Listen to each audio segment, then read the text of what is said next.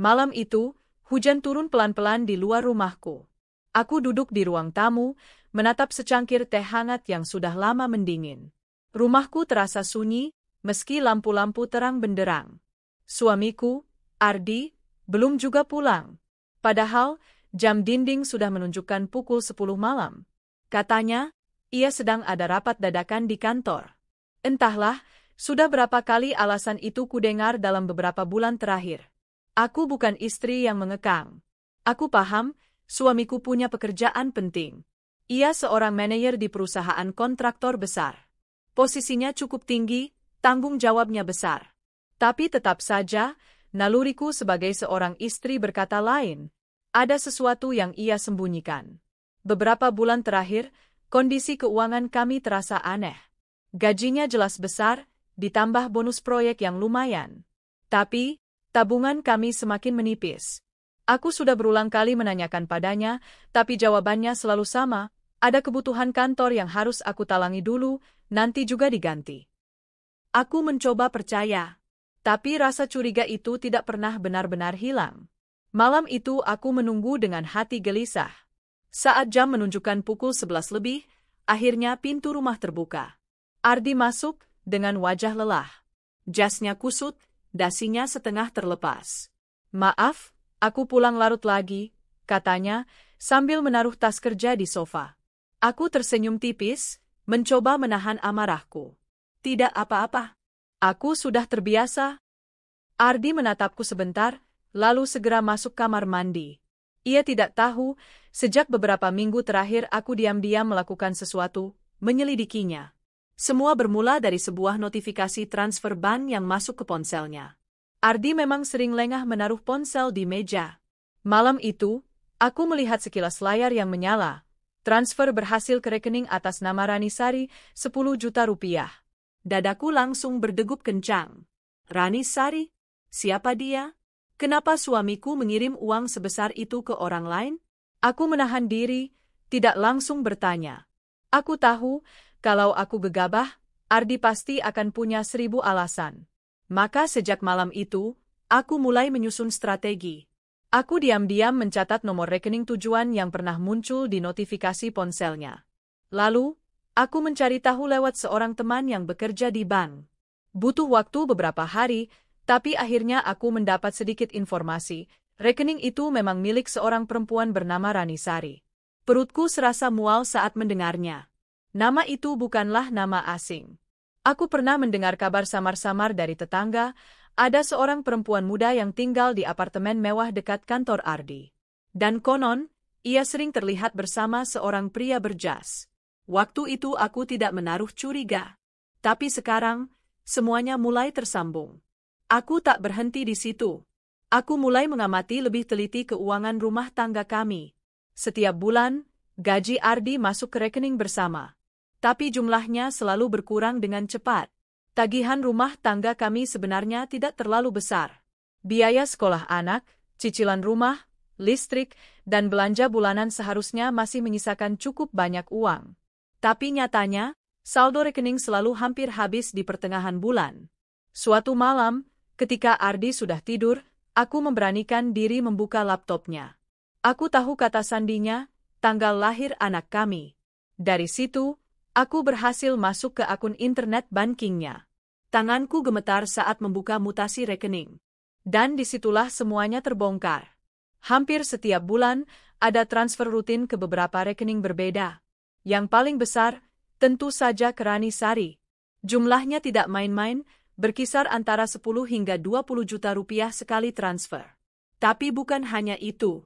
Ada pula transfer ke rekening lain dengan nama yang berbeda, Sutrisno, Lestari, dan Wawan. Aku sempat bingung, sebelum akhirnya sadar, mereka adalah anggota keluarga Rani. Ya Tuhan, jadi bukan hanya perempuan itu yang menikmati uang suamiku, tapi juga keluarganya? Aku menutup mulutku dengan tangan, menahan isak. Rasa sakit menusuk hatiku, tapi di sisi lain ada bara api kemarahan yang membara. Suamiku bukan hanya selingkuh. Ia membiayai hidup pelakor itu dan keluarganya dengan uang yang seharusnya untuk keluarga kami. Esok paginya, aku bersikap seperti biasa. Menyiapkan sarapan, menyiapkan seragam anak, tersenyum kecil pada Ardi. Tapi di dalam hatiku, badai besar sedang mengamuk. Sayang, akhir bulan ini kita harus agak hemat, ya, kata Ardi saat sarapan. Ada beberapa kebutuhan kantor yang harus aku talangi dulu. Nanti juga diganti. Aku menatap wajahnya. Wajah pria yang selama ini aku percaya, aku hormati, aku cintai. Tapi ternyata, di balik ketenangan itu, ia menyimpan pengkhianatan yang begitu busuk. Aku tersenyum tipis. Tentu, Mas. Aku mengerti. Aku mengerti bahwa setiap kata-katanya kini hanyalah kebohongan. Beberapa hari kemudian, aku benar-benar memastikan dugaanku. Aku mengikuti Ardi diam-diam. Ia pamit pergi ke kantor di pagi hari. Tapi aku tahu, ada sesuatu yang aneh. Ia tidak langsung menuju kantor. Aku membuntutinya dengan mobil. Jantungku berdetak kencang, keringat dingin mengalir meski AC mobil menyala. Ardi berhenti di sebuah apartemen mewah. Dari kejauhan, aku melihatnya membawa sebuah tas belanjaan besar. Ia masuk ke dalam apartemen dengan santai, seolah sudah terbiasa. Setengah jam kemudian, ia keluar. Dan saat itulah, aku melihatnya berjalan berdampingan dengan seorang perempuan muda berwajah cantik. Ia tertawa, tangannya menyentuh lengan suamiku dengan manja.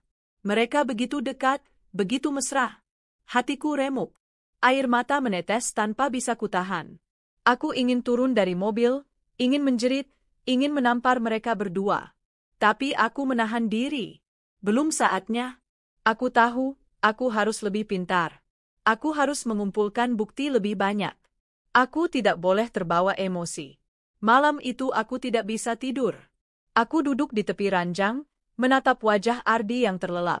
Aku bertanya-tanya, sejak kapan ia berubah? Sejak kapan ia tega mengkhianati aku dan anak-anaknya? Aku teringat masa-masa awal pernikahan kami.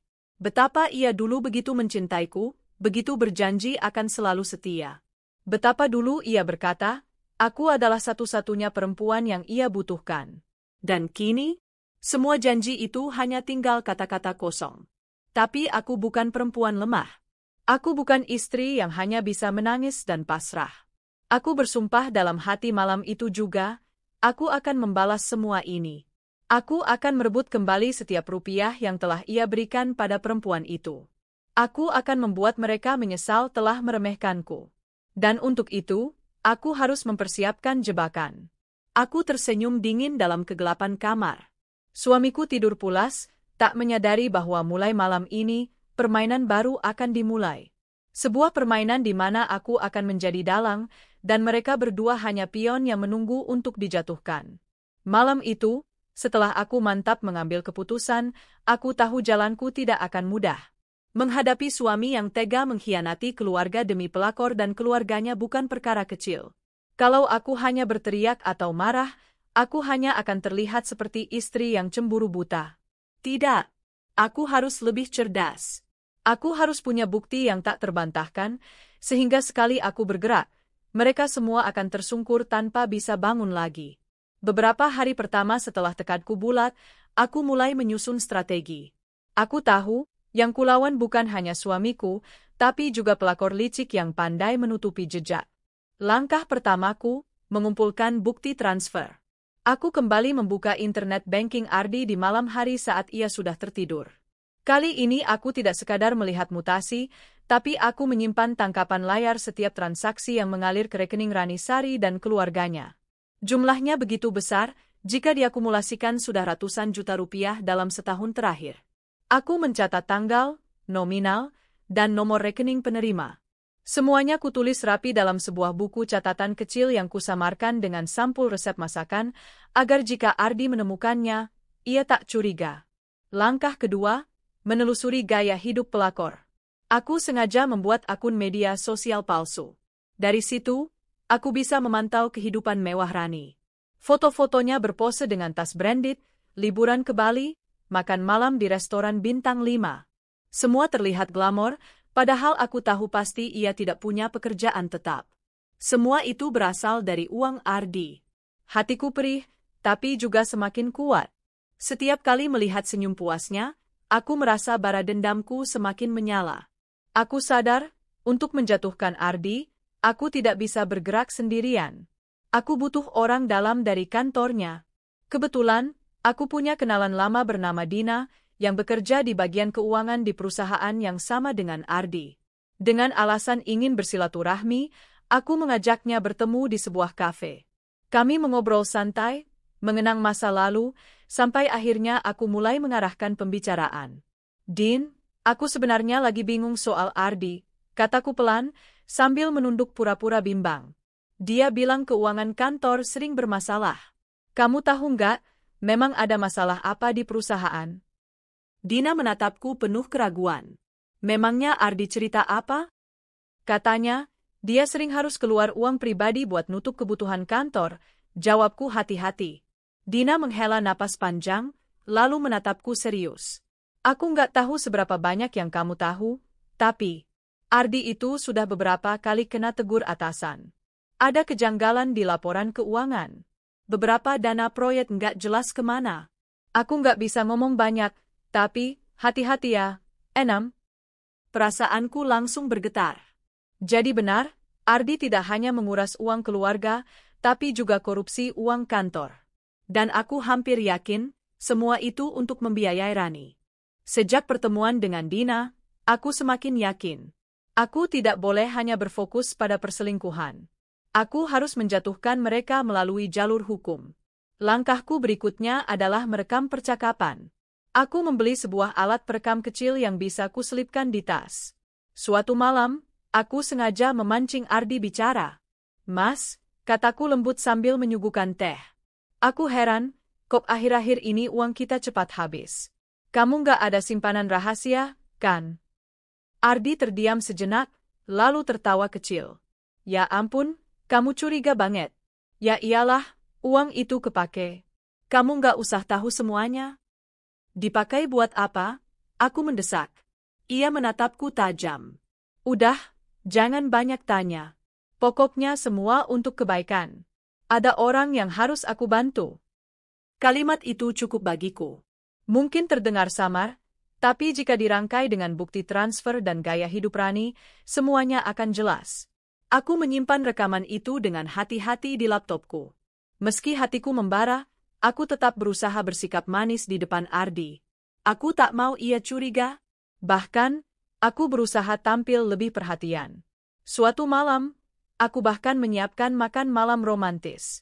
Ardi tampak senang, ia tersenyum puas.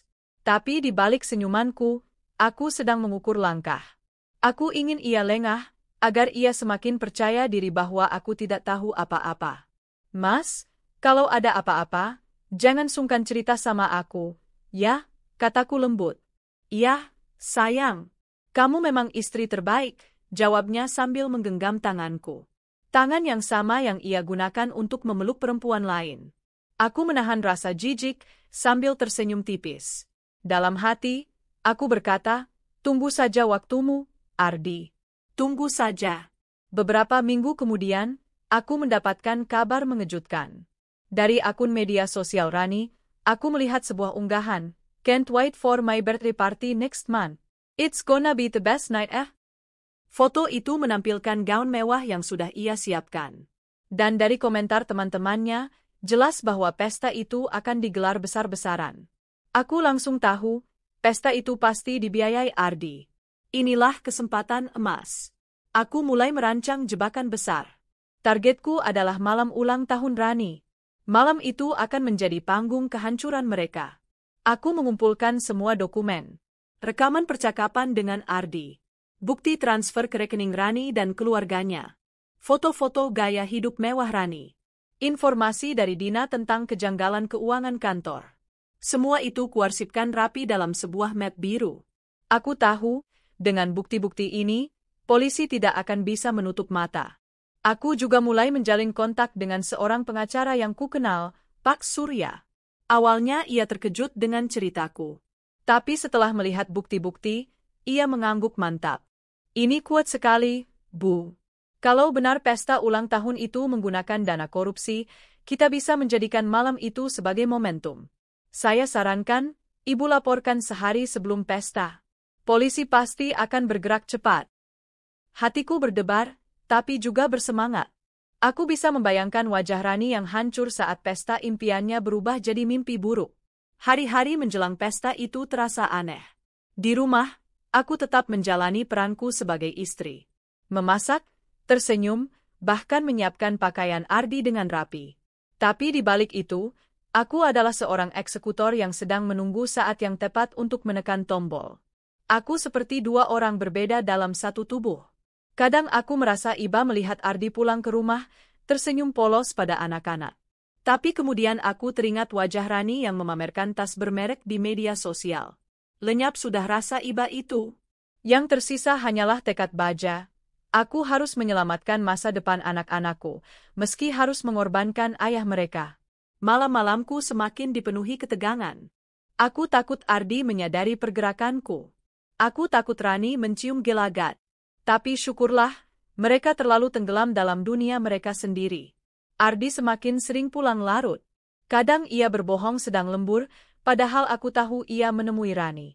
Aku hanya tersenyum saat ia berbohong, sambil dalam hati menghitung mundur hari kehancurannya.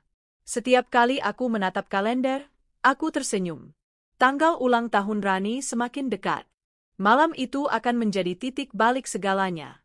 Dan akhirnya, semua rencana sudah kususun. Jebakan sudah terpasang rapi. Tinggal menunggu waktu yang tepat. Aku tahu, sekali aku menjatuhkan perangkap ini, tidak ada jalan kembali. Ardi akan kehilangan segalanya. Rani akan dipermalukan. Dan aku akan mendapatkan keadilan. Aku menutup map biru itu dengan senyum dingin. Bersiaplah, bisikku lirih. Karena sebentar lagi, dunia kalian akan runtuh. Malam pesta itu tiba seperti kilau lampu kristal yang menunggu dikibarkan pada panggung megah. Gedung ballroom Hotel Bintang 5 yang dipilih Rani berkilau di bawah lampu jalan kota. Karpet merah membentang dari pintu masuk sampai tangga utama, pelayan berpakaian rapi menyambut tamu dengan senyum terlatih. Di balik kaca-kaca besar, terlihat deret mobil mewah yang menunggu, pengemudi berpakaian rapi membuka pintu bagi para tamu yang bersolek. Rani berdiri di balik tirai belakang panggung, mengenakan gaun panjang berwarna merah marun yang memeluk tubuhnya, gaun yang pada foto-foto media sosialnya ia sebut hadiah ulang tahun sendiri, namun kini jelas bukan berasal dari rekeningnya sendiri. Make-up tebal membuat matanya tampak lebih besar, bibirnya merah padam. Ia tertawa kecil saat melihat cermin, setiap inci dari penampilannya menuntut perhatian. Ia memegang gelas sampanye, meneguk sedikit, lalu tersenyum sendiri, sukacita yang tampak menyilaukan. Kau terlihat begitu sempurna malam ini, bisik salah seorang sahabat yang membantu merapikan gaunnya. Ini pesta yang luar biasa, Ran. Semuanya sempurna. Di ruang tamu VIP, para tamu berjubel. Ada kolega bisnis, beberapa klien dengan dasi mahal, beberapa rekan kantor Ardi yang juga menerima undangan, walau mereka tak semua tahu detail soal biaya.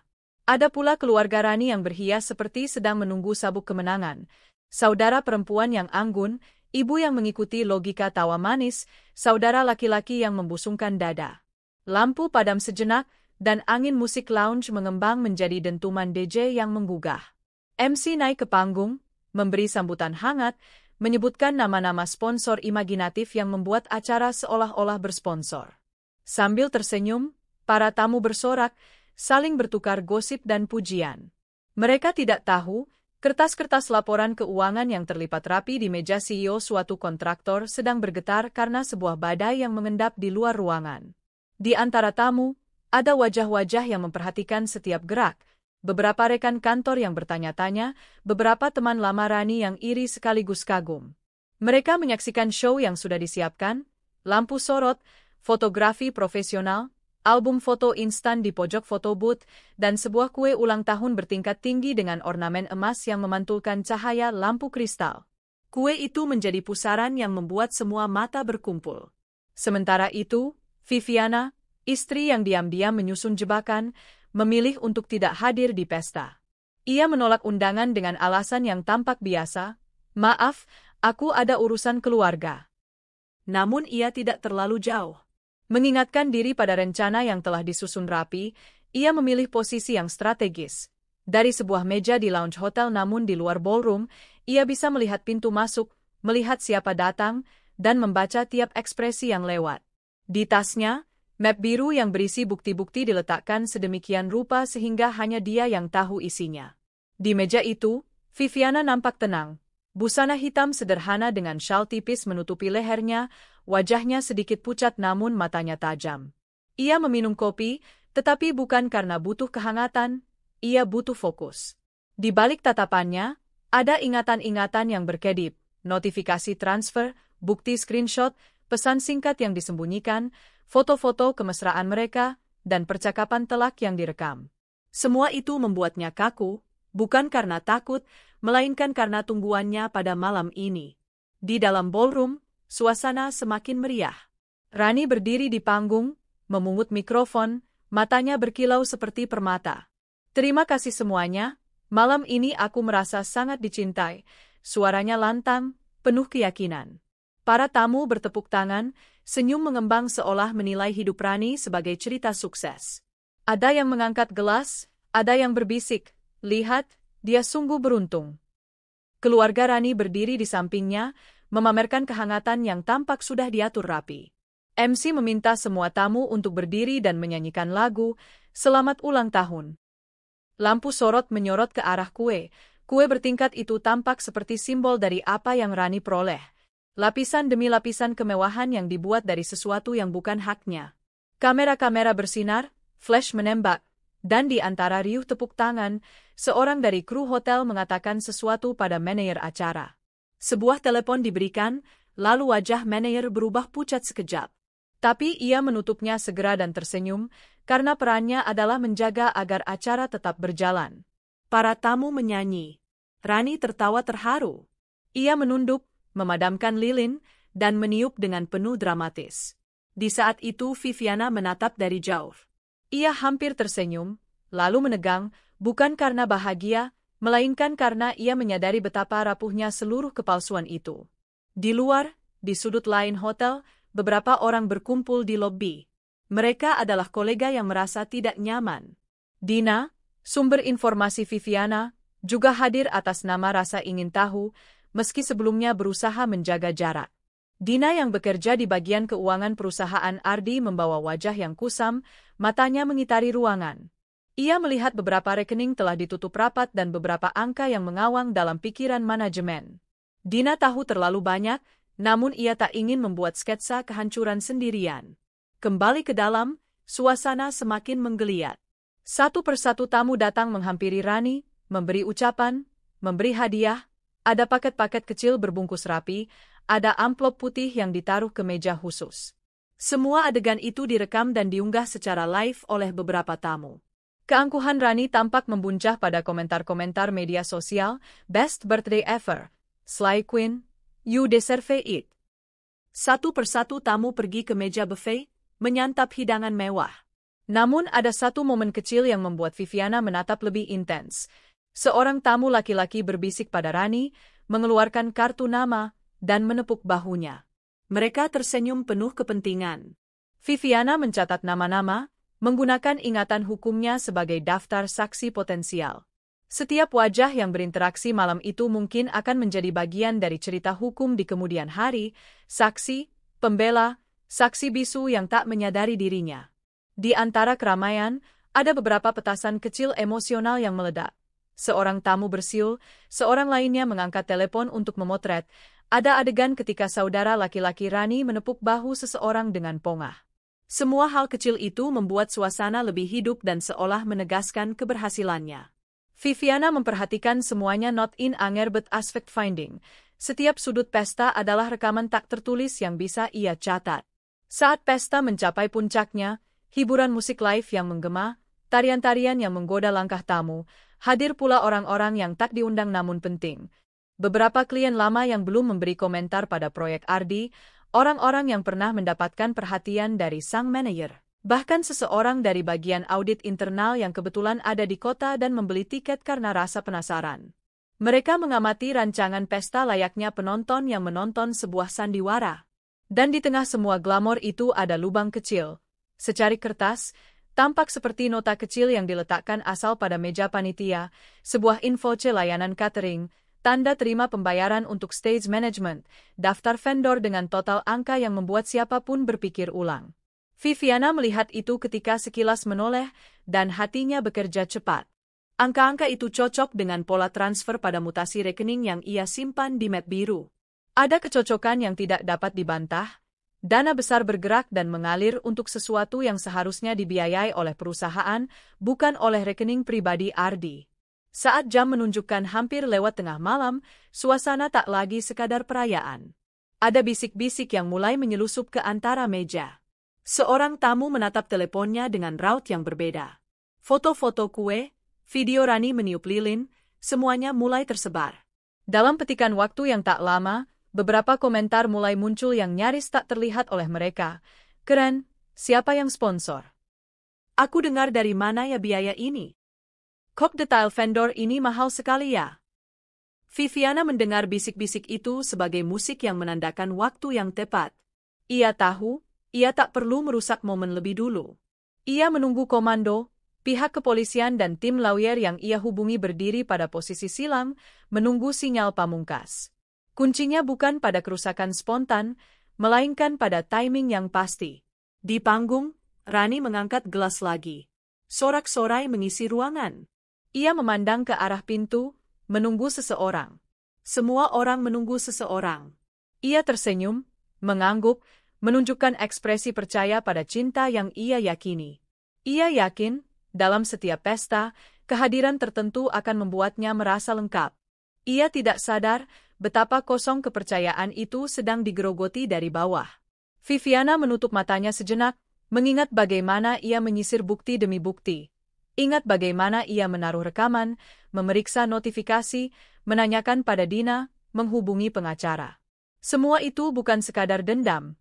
Ini adalah upaya merestorasi keadilan bagi keluarganya, mengambil kembali hak yang telah dicuri oleh tipu daya. Ia menyesap kopi terakhirnya, menegaskan napas.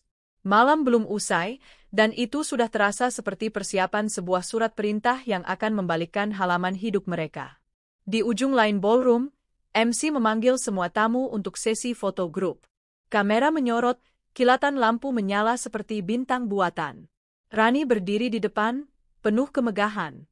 Para tamu merapat, tersenyum di depan lensa, tidak seorang pun menyadari bahwa beberapa langkah dari sana, sebuah tim sedang siap mematikan musik, menutup lampu, dan membuka lembar baru dalam kehidupan mereka yang paling harum sekaligus paling rapuh. Malam itu berkilau, namun di balik kilau ada retakan yang perlahan melebar.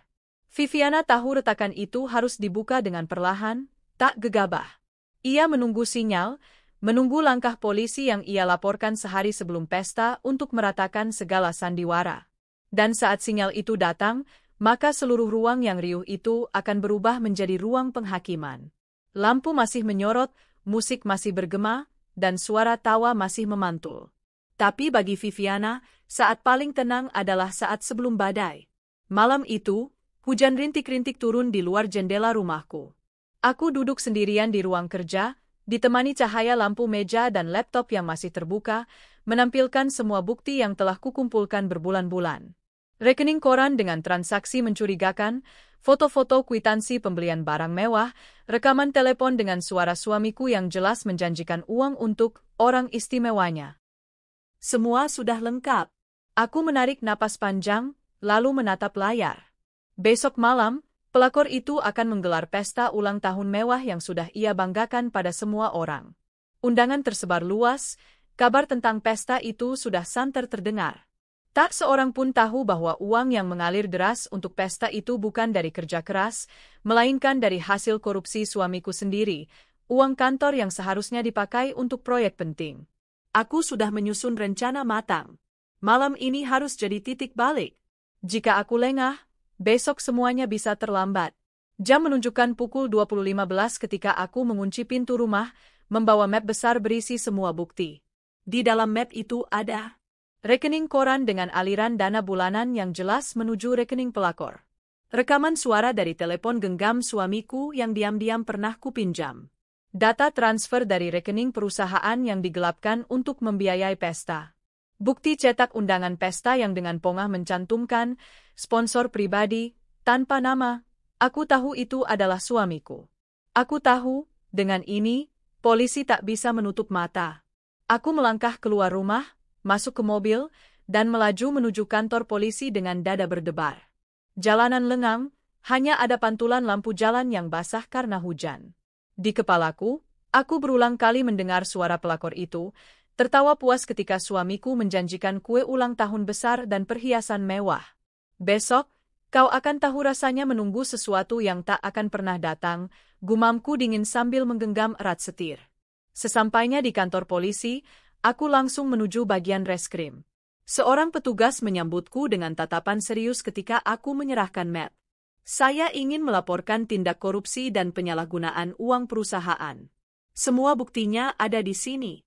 Pelakunya adalah suami saya sendiri, ucapku tegas. Petugas itu membuka map, meneliti dengan seksama.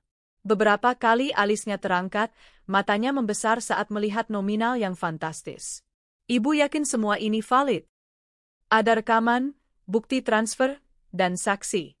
Jika Bapak butuh, saya bisa tunjukkan rekannya yang tahu aliran dana ini.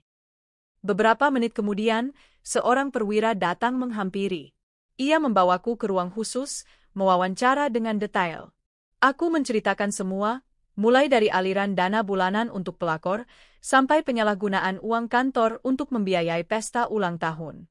Jika dibiarkan, besok uang perusahaan akan benar-benar habis untuk membiayai kemewahan seorang perempuan simpanan, kataku sambil menahan amarah. Perwira itu mengangguk. Baik, Bu. Kami akan segera tindak lanjuti malam ini juga. Jika bukti ini sahih, tidak ada alasan untuk menunda. Aku menatapnya dalam-dalam, penuh harap. Tangkap dia malam ini. Jangan tunggu sampai besok. Sementara itu, di tempat lain, suamiku tengah sibuk di sebuah toko kue mewah.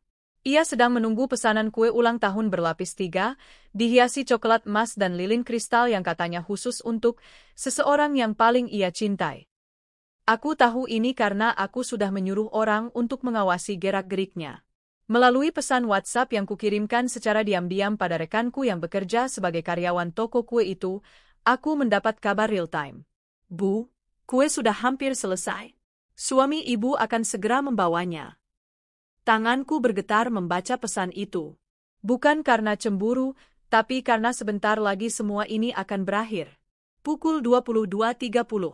Aku masih berada di kantor polisi ketika sebuah tim bersiap.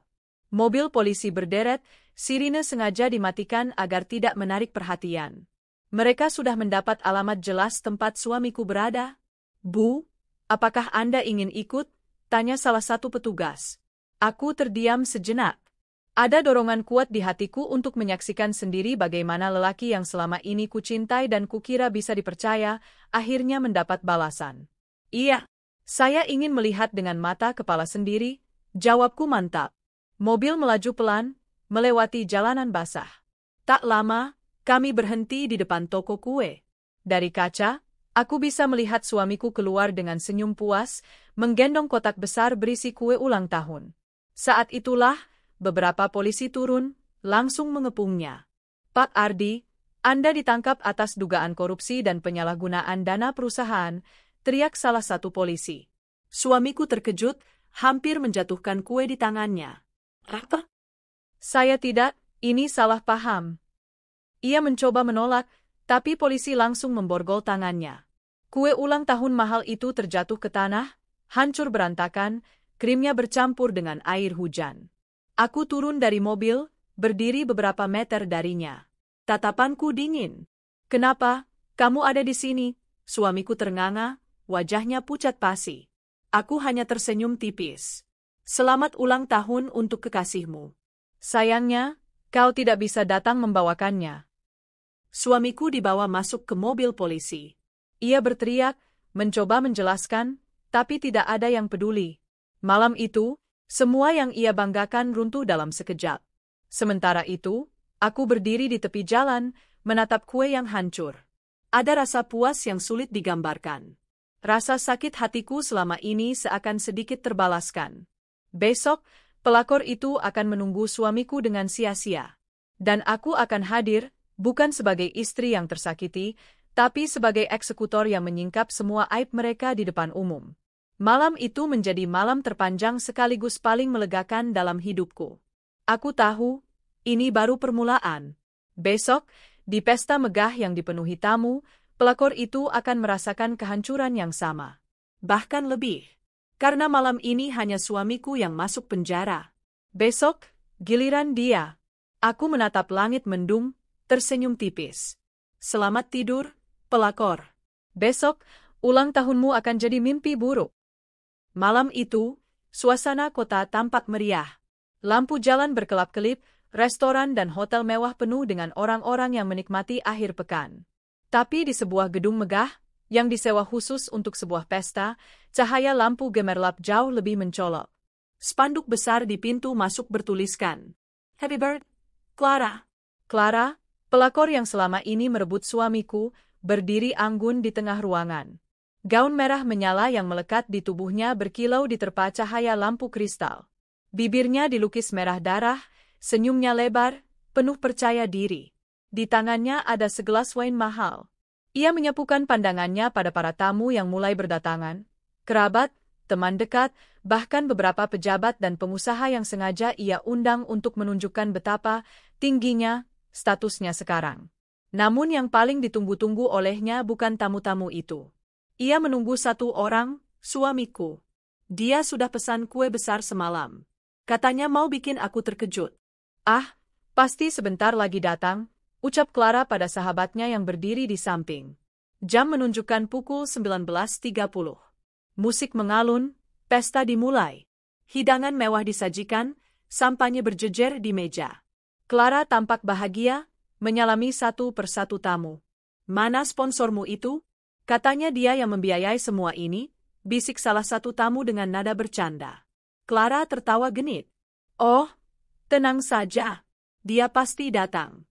Dia punya kejutan besar untukku malam ini." Di dalam hati, ia merasa begitu bangga. Baginya, malam ini adalah bukti bahwa dirinya jauh lebih berharga dibandingkan aku, istri sah yang selama ini ia rendahkan. Namun, menit demi menit berlalu. Suamiku tak kunjung datang. Pukul 20. Suasana pesta semakin ramai, tapi kegelisahan mulai tampak di wajah Clara. Ia bolak-balik menengok pintu masuk, berharap melihat sosok suamiku datang membawa kue ulang tahun yang ia nantikan. Dan saat pintu terbuka, bukan suamiku yang muncul. Itu aku. Aku melangkah masuk dengan gaun hitam sederhana, namun penuh wibawa. Semua kepala menoleh, beberapa tamu berbisik, mengenaliku sebagai istri sah lelaki yang selama ini dekat dengan Clara. Clara tercekat. "Apa-apaan ini?"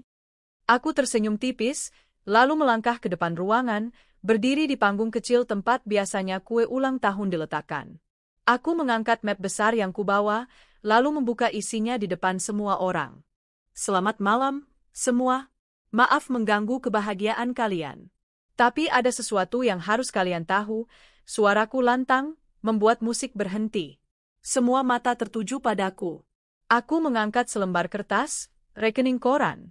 Ini bukti transfer rutin dari suami saya ke rekening Clara dan keluarganya.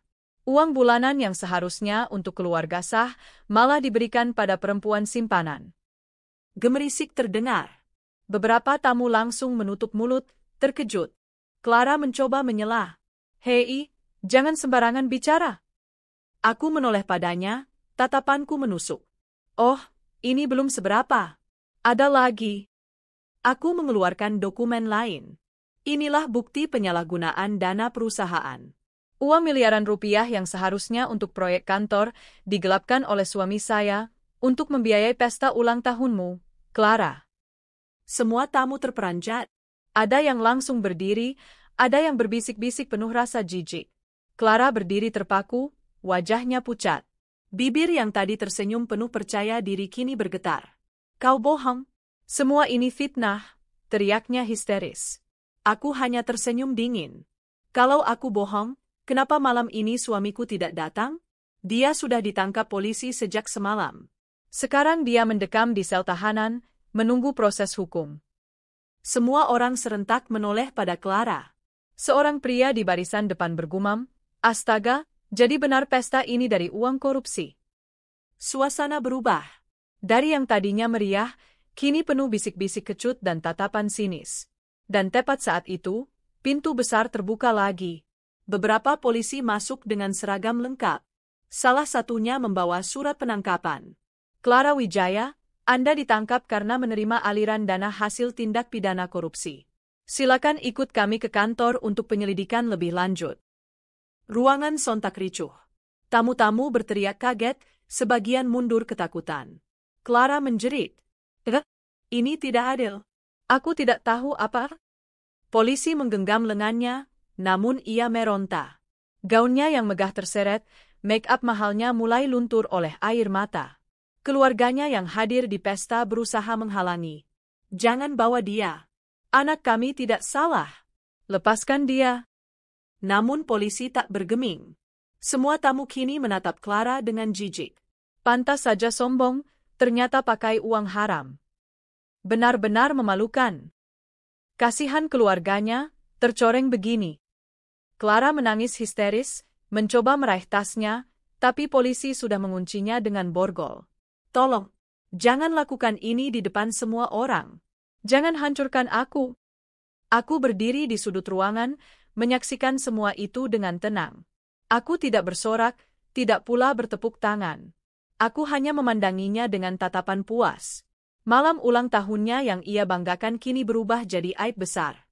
Semua yang ia undang untuk mengagumi dirinya, justru menjadi saksi kejatuhannya. Ibunya menangis meraung, ayahnya berteriak marah, mencoba menyalahkanku. Ini semua gara-gara kau. Kau cemburu, kau jahat. Aku menatapnya datar. Jangan salahkan aku. Anakmu memilih jalan ini sendiri. Aku hanya membuka topengnya. Polisi akhirnya berhasil membawa Clara keluar ruangan. Isak tangisnya masih terdengar, bercampur dengan suara kamera ponsel para tamu yang tak henti-henti merekam. Malam itu, Clara bukan lagi seorang ratu pesta, melainkan seorang pesakitan. Pesta itu bubar dengan cepat. Para tamu meninggalkan gedung dengan wajah masam, sebagian bergosip di luar. Tidak ada lagi tawa, tidak ada lagi musik. Yang tersisa hanyalah serpihan mimpi hancur seorang pelakor dan kepuasan dingin seorang istri yang akhirnya berhasil menyingkap semua kebusukan. Aku berjalan keluar dengan langkah mantap, meninggalkan gedung yang sunyi. Di dalam hatiku, ada rasa lega. Rencanaku berhasil. Suamiku sudah dipenjara, pelakor pun menyusul. Dan malam ulang tahun yang seharusnya jadi momen paling membahagiakan bagi Clara, kini akan selalu dikenang sebagai malam paling memalukan dalam hidupnya. Pintu gedung megah itu berderit terbuka, menelan sorak-sorai pesta yang baru saja berubah menjadi bisik-bisik penuh skandal. Di luar, udara malam masih lembab oleh sisa hujan sore, aroma tanah basah bercampur dengan parfum mahal tamu-tamu yang berdesakan di pintu masuk. Semua mata tertuju pada satu sosok, Clara. Ia yang semula berdiri anggun di tengah ruangan dengan gaun merah menyala, kini lunglai, wajahnya basah oleh air mata bercampur maskara yang luntur. Tangannya diborgol, langkahnya terseret-seret karena ia meronta, mencoba melawan genggaman polisi. Aku tidak bersalah. Lepaskan aku. Ini semua jebakan, jeritnya, suaranya parau, membuat gema di ruangan yang masih dipenuhi tamu. Tak ada satupun tamu yang bersimpati. Mereka justru menatapnya dengan pandangan sinis. Pantas saja pestanya mewah, ternyata dari uang korupsi. Memalukan sekali. Seumur hidup aku tidak akan lupa pemandangan ini. Beberapa bahkan mengangkat ponsel, merekam setiap detik Clara digiring polisi. Kilatan kamera menyambar wajahnya yang hancur. Malam itu, ia bukan lagi bintang pesta, melainkan tontonan yang memalukan. Aku berdiri tidak jauh dari kerumunan. Tanganku terlipat di depan dada, bibirku melukis senyum tipis. Rasa puas mengalir dalam nadiku. Clara menoleh padaku dengan tatapan penuh kebencian. Ini semua gara-gara kamu. Kau yang menjebakku. Aku mengangkat alis, mendekat, lalu berbisik cukup keras agar semua tamu mendengar. Bukan aku yang menjebakmu. Kau sendiri yang menggali kuburanmu dengan menerima uang haram. Aku hanya membukakan mata semua orang. Bisik-bisik tamu makin ramai. Mereka menatap Clara dengan tatapan lebih menusuk, seolah-olah setiap kata dariku menegaskan betapa menjijikkannya perempuan itu. Ibunya Clara maju ke depan, menangis meraung sambil memeluk anaknya. Tolong, Jangan bawa anak saya. Dia tidak tahu apa-apa. Semua ini salah lelaki itu. Ayahnya berteriak marah, wajahnya merah padam. Ini fitnah. Anak saya tidak mungkin terlibat. Kalian hanya mau mempermalukan keluarga kami. Polisi tetap bergeming. Pak, Bu, kami sudah punya bukti kuat. Tolong jangan menghalangi tugas kami. Kakak laki-laki Clara bahkan mencoba menghadang dengan tubuhnya. Lepaskan adik saya. Kalau tidak, kalian berurusan dengan saya. Namun dua polisi segera mendorongnya ke samping. Suasana semakin ricuh. Teriakan keluarga bercampur dengan tangis Clara yang histeris. Papa, Mama, jangan biarkan mereka bawa aku. Aku tidak mau masuk penjara. Aku tidak mau. Clara meronta, gaun mewahnya robek di beberapa bagian karena tarik-menarik. Aku menatap pemandangan itu dengan dingin. Dalam hati, aku berkata, nikmati ulang tahunmu di penjara, Clara. Kau sudah mengambil kebahagiaanku, sekarang giliranmu kubuat hancur di depan semua orang yang kau undang untuk memujamu. Polisi akhirnya berhasil menggiring Clara menuju pintu keluar. Tamu-tamu berdesakan, sebagian ingin melihat lebih dekat, sebagian lagi sibuk merekam video. Kasihannya, kemarin sombong sekali, sekarang begini nasibnya. Ratu Pesta berubah jadi pesakitan. Luar biasa cepat putar baliknya. Ini seperti adegan drama, tapi nyata. Clara menunduk, air matanya bercucuran, wajahnya kini benar-benar hancur. Tak ada lagi senyum penuh percaya diri, tak ada lagi tawa kemenangan. Yang tersisa hanyalah seorang perempuan yang dipermalukan di hadapan semua orang. Aku berjalan pelan di belakang rombongan polisi, memastikan setiap langkahnya menuju kehancuran. Clara menoleh sekali lagi ke arahku, menatapku dengan tatapan penuh kebencian bercampur putus asa. Kau pikir kau menang malam ini? Bisiknya dengan suara serak. Aku tersenyum tipis. Bukan aku yang menang. Kebenaranlah yang menang. Begitu pintu gedung terbuka, udara malam menyergap. Di luar, sudah ada beberapa wartawan yang mencium kabar ini. Kilatan kamera lebih banyak lagi, mikrofon diarahkan ke wajah Clara. Benar Anda terlibat kasus korupsi, Bu Clara? Apakah benar pesta ini didanai dari uang haram? Apa komentar Anda tentang suami sah yang melaporkan kasus ini? Clara menjerit menutup telinganya. Diam, aku tidak mau ditanya. Ini semua tidak benar? Namun kamera terus membidiknya tanpa ampun. Kilatan lampu blitz membakar wajahnya yang berlinang air mata. Ibunya kembali menjerit. Jangan rekam anak saya. Tolong, jangan dipublikasikan. Tapi tentu saja, semuanya sudah terlambat. Skandal ini akan menyebar lebih cepat dari api.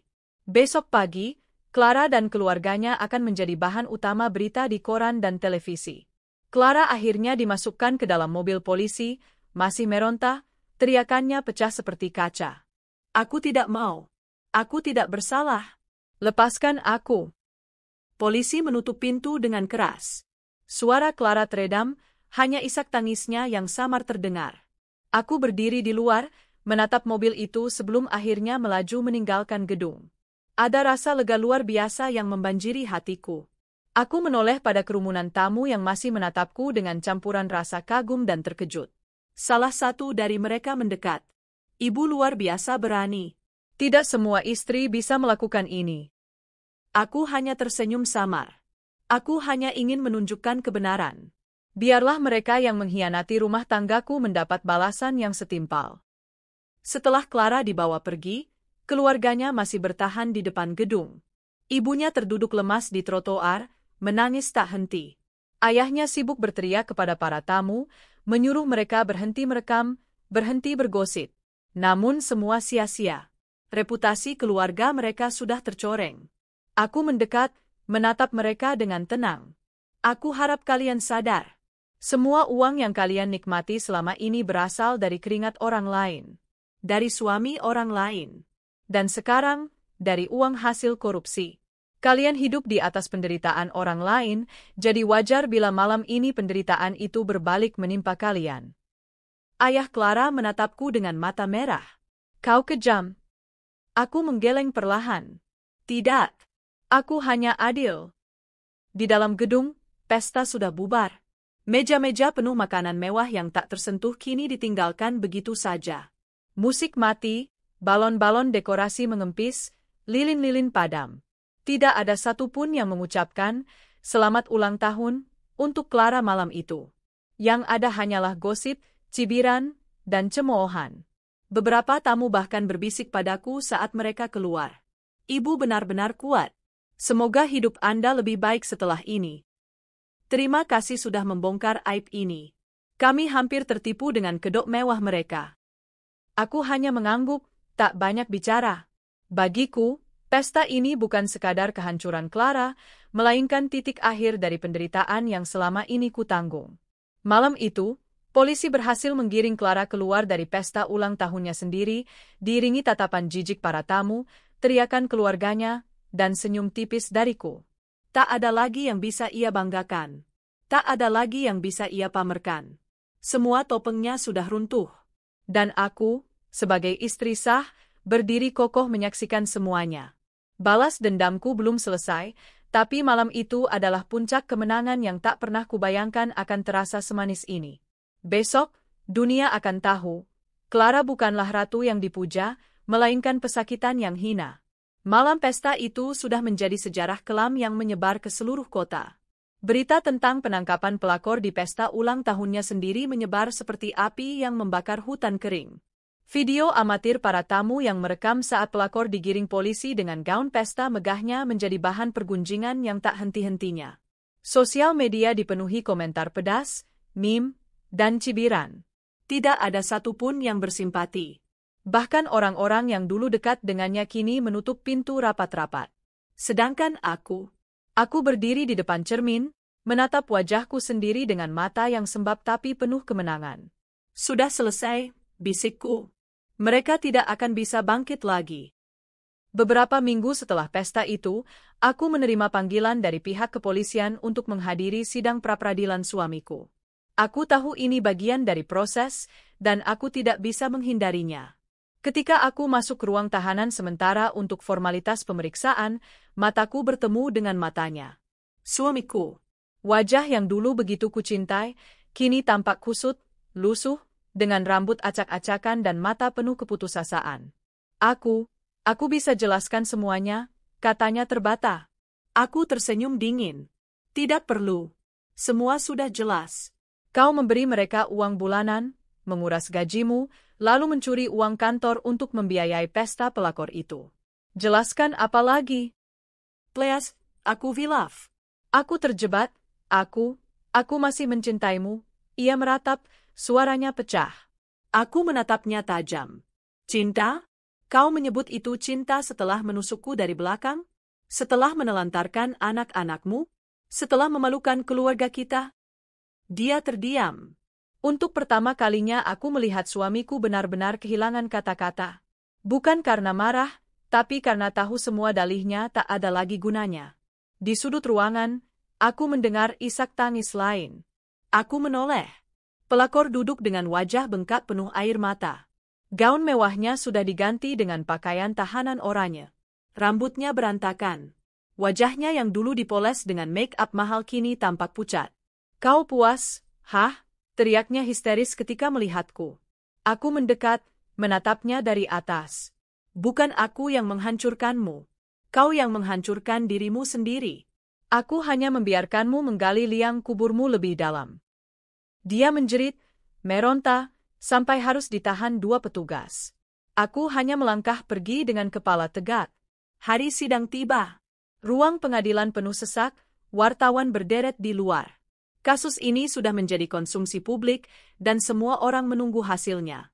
Jaksa menghadirkan bukti, aliran dana dari rekening kantor ke rekening pribadi suamiku, bukti transfer ke keluarga pelakor, hingga foto dan video pesta ulang tahun mewah yang didanai uang haram itu. Setiap bukti yang ditampilkan membuat wajah suamiku semakin pucat. Pelakor di kursi terdakwa hanya bisa menangis. "Saudara terdakwa," kata hakim dengan suara tegas, "apakah benar uang perusahaan digunakan untuk kepentingan pribadi?" Suamiku mencoba mengelak, tapi jaksa memutar rekaman percakapan teleponnya dengan pelakor yang sengaja kuperoleh. Dalam rekaman itu jelas terdengar suamiku berkata, Tenang saja, semua biaya pesta ulang tahunmu aku tanggung. Aku ambil dari uang kantor, mereka tidak akan tahu. Suamiku terdiam. Ruangan bergemuruh. Hakim menatap tajam, lalu melanjutkan sidang dengan dingin. Di kursi pengunjung, aku duduk tenang. Semua rencanaku berhasil. Setelah sidang itu, nama suamiku hancur total. Ia dipecat tidak hormat dari perusahaannya, namanya masuk daftar hitam dunia kerja, dan reputasinya sebagai pria terhormat lenyap seketika.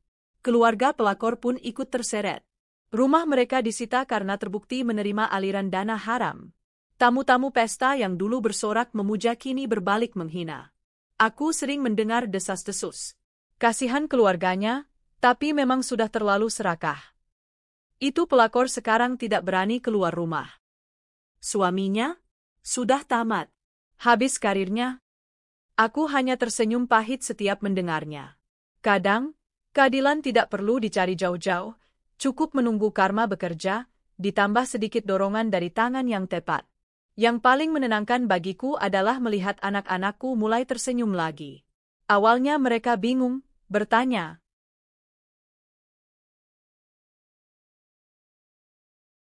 "Mama, kenapa Papa di penjara?" Dengan hati-hati aku menjawab, "Papa melakukan kesalahan besar. Tapi jangan khawatir, Mama ada di sini untuk menjaga kalian." Mereka menangis, tapi perlahan mulai menerima. Aku bekerja keras untuk memastikan kehidupan mereka tetap stabil.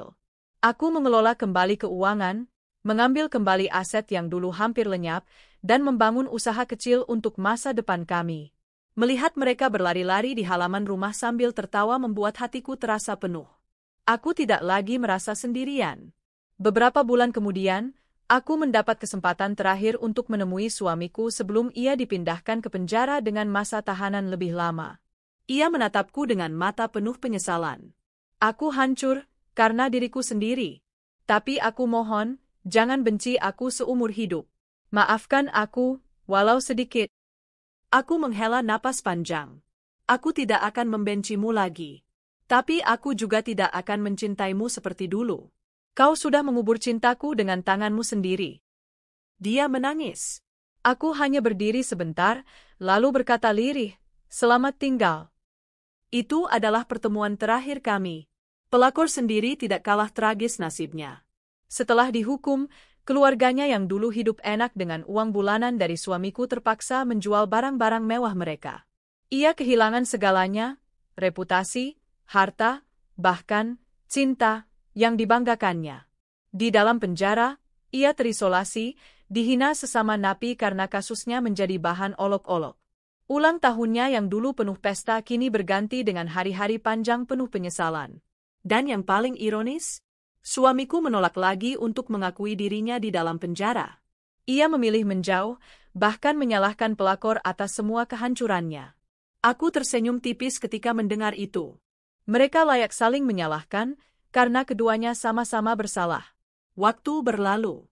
Luka memang masih terasa, tapi perlahan aku menemukan ketenangan. Aku membuka bisnis butik kecil dengan modal dari tabungan yang berhasil kuselamatkan. Aku juga aktif di komunitas perempuan, membantu mereka yang pernah menjadi korban perselingkuhan dan kekerasan finansial. Jika aku bisa bangkit, kalian juga bisa, ucapku pada mereka dengan mantap. Kini aku tidak lagi terjebak dalam bayangan masa lalu. Aku punya masa depan sendiri, bersama anak-anak yang menjadi sumber kekuatanku. Suamiku dan pelakor? Mereka membusuk bersama di balik jeruji besi, saling menyalahkan, saling menghancurkan. Sementara aku berdiri di luar sana, bebas, kuat, dan lebih berharga dari sebelumnya. Aku menutup lembaran terakhir buku harian yang kutulis malam itu. Di halaman terakhir, aku menulis satu kalimat. Balas dendamku tuntas. Kini aku bebas. Malam itu aku duduk sendirian di teras rumah. Lampu jalan menyala temaram, suara jangkrik bersahut-sahutan, dan angin malam menyapu rambutku yang terurai. Untuk pertama kalinya setelah sekian lama, aku bisa menghela napas panjang tanpa merasa sesak. Balas dendamku sudah selesai. Suamiku dan pelakor yang menghancurkan rumah tanggaku kini berada di tempat yang seharusnya, penjara. Mereka saling menyalahkan, saling mencaci, saling meratapi nasib yang sama-sama hancur. Dan aku di sini, bebas. Namun kebebasan ini bukan berarti tanpa luka. Luka itu tetap ada, seperti bekas luka bakar yang sudah sembuh tapi meninggalkan jejak. Bedanya, kini aku belajar menerima jejak itu sebagai bagian dari diriku. Aku menatap langit malam yang penuh bintang. Aku berhasil, bisikku lirih. Tapi setelah ini, bagaimana aku menjalani hidup? Hidup setelah kehancuran rumah tangga bukan hal mudah. Pagi-pagi sekali aku sudah harus menyiapkan sarapan untuk anak-anak, menyiapkan keperluan sekolah, lalu bergegas ke toko kecil yang mulai kurintis. Butik sederhana itu awalnya hanya menjual pakaian wanita yang kubeli dari pasar grosir, lalu kuperbaiki sedikit dengan sentuhan tangan. Lama-lama, aku belajar menjahit, membuat desain, dan akhirnya menciptakan koleksi sendiri. Setiap jahitan seakan menjadi terapi bagiku. Benang yang kusulam seperti mengikat kembali potongan-potongan jiwaku yang retak. Saat satu baju selesai, aku tersenyum.